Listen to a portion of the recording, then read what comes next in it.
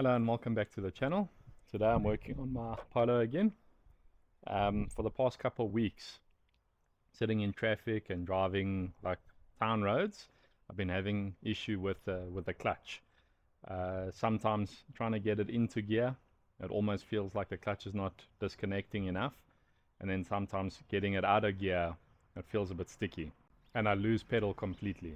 Chatting to a mate of mine, and he said that I must try bleed the slave cylinder, which is mounted onto the gearbox. So I did that. I manually bled the slave cylinder, and yeah, it didn't really fix the problem. So I think the slave cylinder is on its way out. So I went to Goldwagen and I bought the Sachs clutch slave cylinder. Let's install it.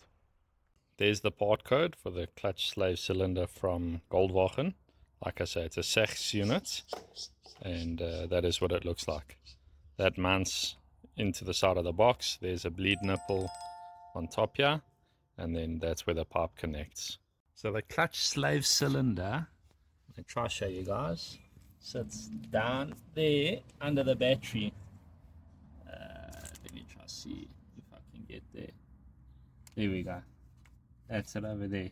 So this is the pipe that comes from the reservoir, the brake fluid reservoir, and I basically need to get down to there to take it out. Now, I probably could remove it without taking battery, but to make it easier for you guys to see what I'm doing, I'm going to pull battery tray. Like I said, to make it a bit easier for you guys to see, I'm going to disconnect battery, the negative and positive, which is under there.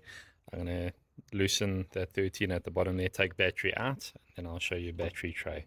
Remove battery tray, and then show you down there. Okay, let's get the battery off.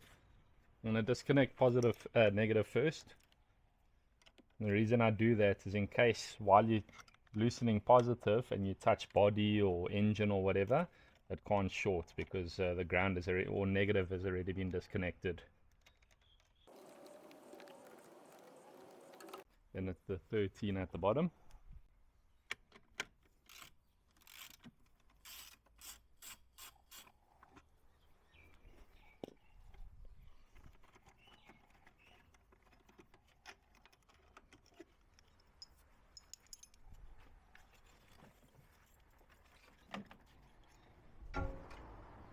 Now that I've taken battery out, you can see the battery tray.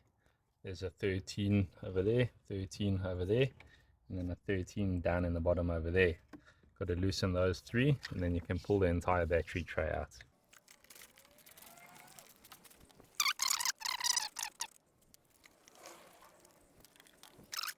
While this is out, I'm going to give it a good wash and clean. Now that the battery tray is out, you can kind of see the slave cylinder a bit better.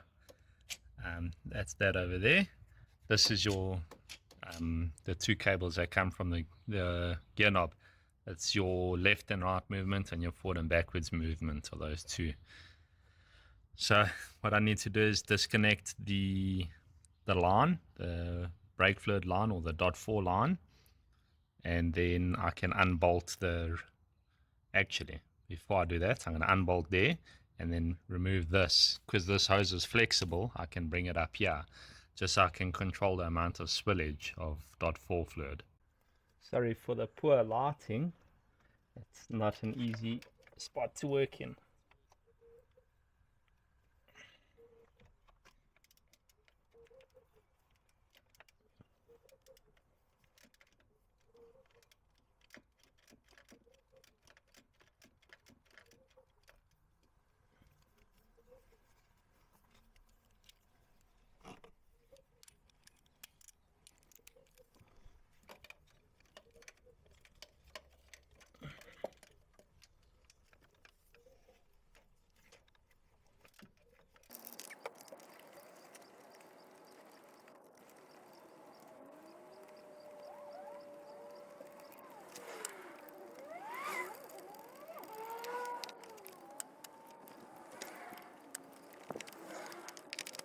Before I disconnect that hose off of the slave cylinder, I'm just going to slide some paper under my car, right where the gearbox is, in case I mess any brake fluid. I don't want it dripping on my driveway.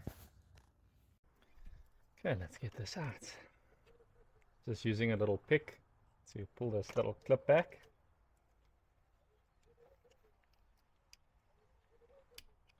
There we go, then this should just come right out.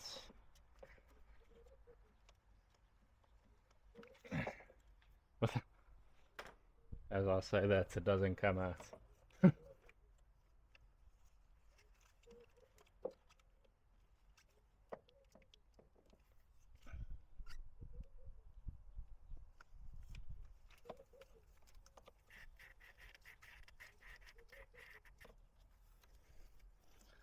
My gosh,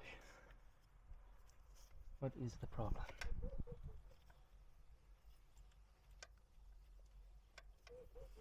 Clip is definitely all the way up.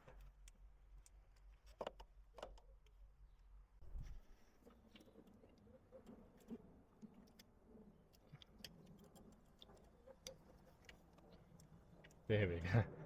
Just needed a small flat screwdriver. Okay. Got the new slave cylinder. Let's get it in and then we can bolt it together.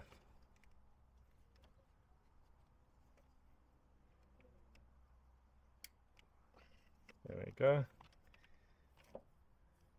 I am gonna have to bleed it, so I'll show you the bleed process now.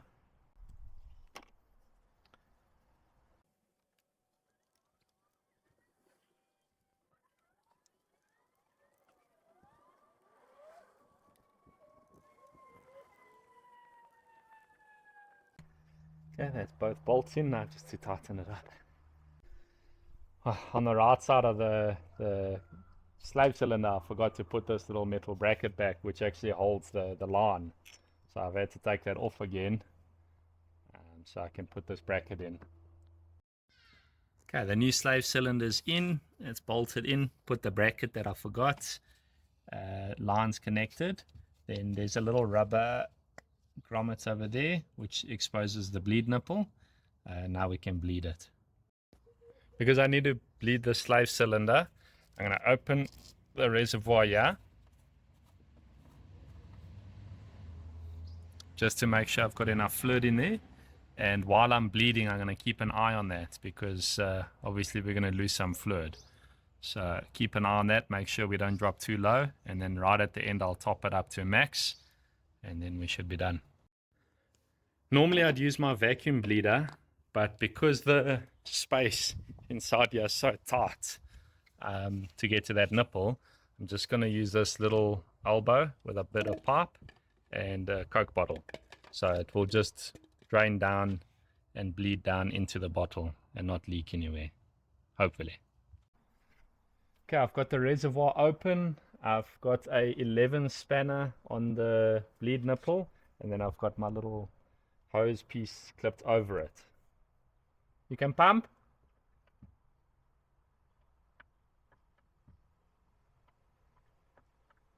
Is it going to the floor?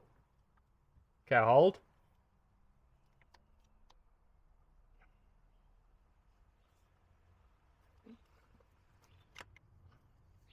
Okay, pump.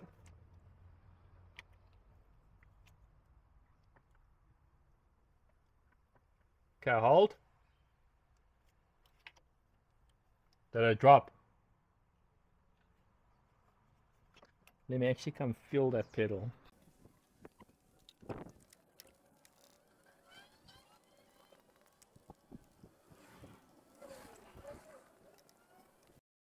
Okay, it's bled. I didn't actually manage to catch it on camera, because what I was doing, I thought, let me remove this bleed nipple and see what happens, because even with a vacuum pump it wasn't sucking the fluid. So what I did was I removed this bleed nipple, and then lots and lots of air started coming out, and eventually it just started overflowing with fluid. So I had to tighten that up quickly, and then I sucked a little bit more with a vacuum pump, and now I've got an absolutely amazing pedal. So let's put it back together. Well, clean up and then put it back together. Just to give you a visual explanation of what I did. So like I said, it's an 11, and I loosened the bleed nipple all the way out. and then fluid started coming up this chamber. And then as soon as, well, the bubbles first, I saw it bubbling inside, and then fluid started coming up, and then as soon as it started overflowing, I quickly just put the bleed nipple back in, tightened it up, then got the vacuum bleeder on, and then cracked, sucked, and I've got a solid pedal now. Now that that's all done and clean and bled, we can put the battery tray back in. It's got this little pipe here that runs down, follows the same as the washer fluid, and that runs down in case your battery leaks. It drains all the way down to the ground.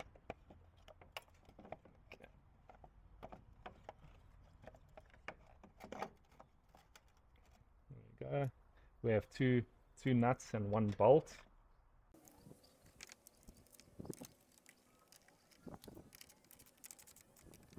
Perfect. Can grab battery, put that in.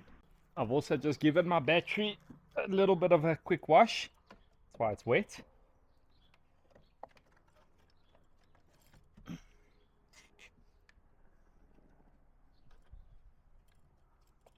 Okay. And then this little sleeve. Don't think it really makes a difference for us, but I think more your colder climates, the battery sleeve helps.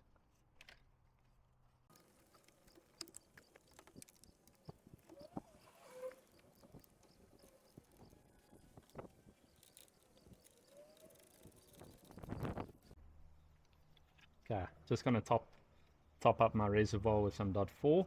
I make two little holes like that. It makes it easier to control the pour. I say that and watch me mess. Hopefully not.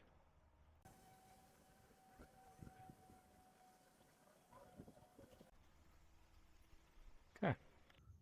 There you can see the fluid is just under the max mark. So it's nice and full. So that is it now done. Got the old slave cylinder out, got the new slave cylinder in and bled. Pedal feels good. It feels normal. So I hope that that's my problem sorted. I'll let you guys know with a pinned comment on this video in a couple weeks or in a couple months. I'll let you know if that really solved my problem. I hope it did, because it was quite irritating getting stuck at a robot and you can't get your car into gear or wherever you may be. It really sucks. So hopefully that problem is solved now. I was also surprised at how quickly that went.